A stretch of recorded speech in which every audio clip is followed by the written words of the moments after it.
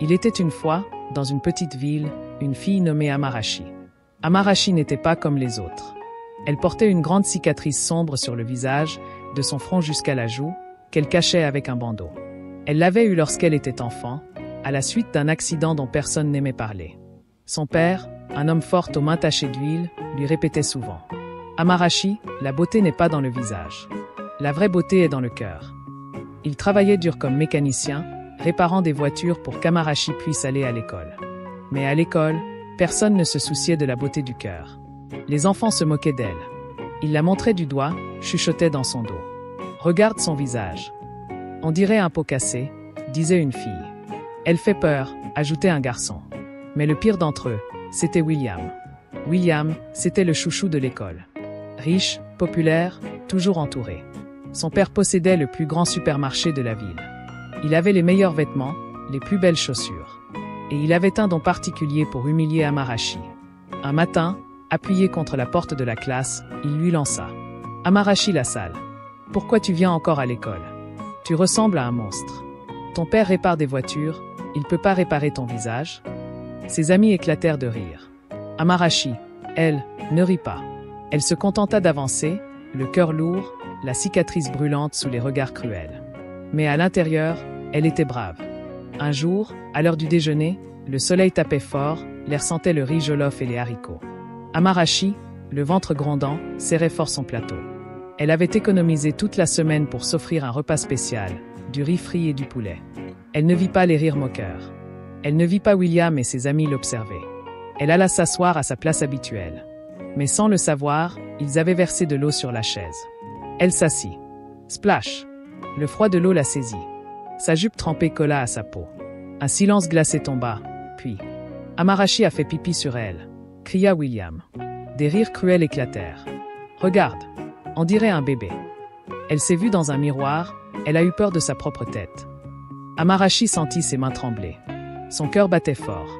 Mais elle se leva lentement, droite, le regard ferme, et répondit à William. « Peut-être que je suis mouillée.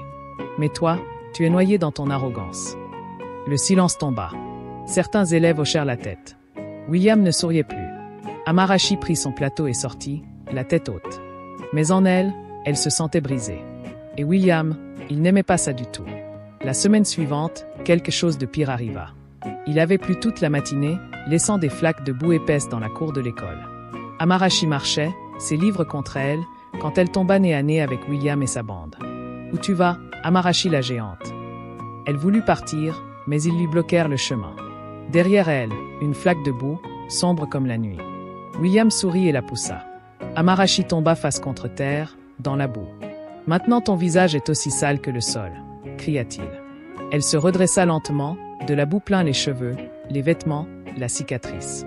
Les larmes brûlaient ses yeux. Mais elle ne pleura pas. Elle se leva et partit, sans courir, sans se retourner. Mais en elle, quelque chose se fissura. Ce soir-là, Amarashi s'assit derrière l'école. Elle n'osait pas rentrer chez elle. Les larmes coulaient sur ses genoux repliés. Soudain, une voix douce. « Pourquoi pleures-tu, mon enfant ?» C'était Madame Ella, la femme de ménage. Vieille, cheveux gris noués dans un foulard, mains rugueuses mais regard chaleureux. Amarashi murmura. « C'est William. Il dit que ma cicatrice me rend laide. » Madame Ella sortit un petit pot de crème de son sac. « Applique ceci chaque soir sur ta cicatrice. Et la prochaine fois qu'on t'insulte, dis juste « merci ». Ils feront face aux conséquences. « Merci », pensa Amarashi. Quel genre de conseil était cela? Mais elle en avait assez. Elle accepta le pot, le glissa dans sa poche et rentra chez elle. Cette nuit-là, dans l'obscurité de sa chambre, elle ouvrit le pot. Une odeur forte d'herbe lui piqua le nez. Elle hésita, puis appliqua doucement la crème sur sa cicatrice. Le lendemain serait un nouveau combat. Et ce jour-là, il arriva. William l'attendait encore, adossé à la porte. « Amarashi, ton visage a fondu cette nuit. T'as l'air d'une sorcière. » Mais Amarashi ne baissa pas les yeux. Elle sourit et dit simplement « Merci ». Silence. William resta figé. « Quoi ?» J'ai dit merci.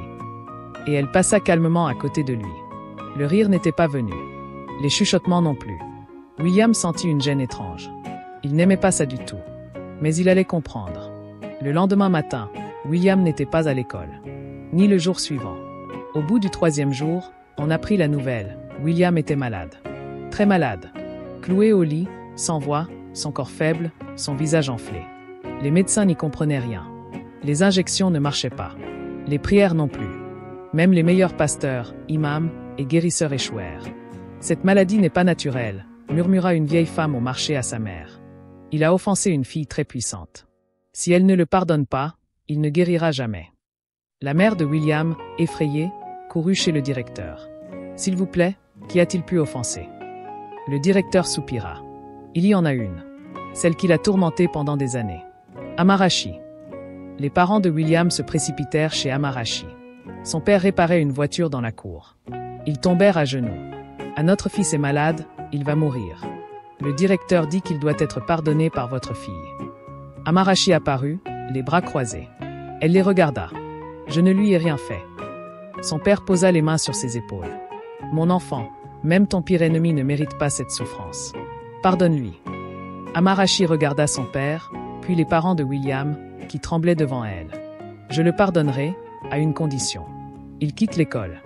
Et il ne doit plus jamais harceler qui que ce soit. »« Nous acceptons, » dirent-ils. « Et vous paierez mes études jusqu'à l'université. »« Oui, nous promettons. » Alors Amarachi ferma les yeux, respira profondément, et dit les mots. « Je te pardonne, William. » Cette nuit-là, William ouvrit les yeux.